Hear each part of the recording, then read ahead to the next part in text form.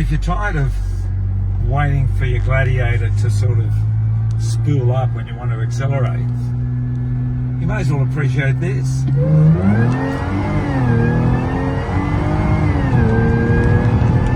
that's the way you want something to accelerate. And when you're cruising, it's quiet, just cruising.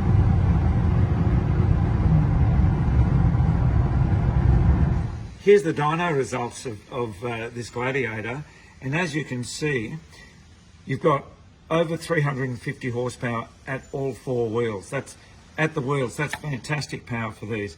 And look at the smooth progression of power right through the rev range.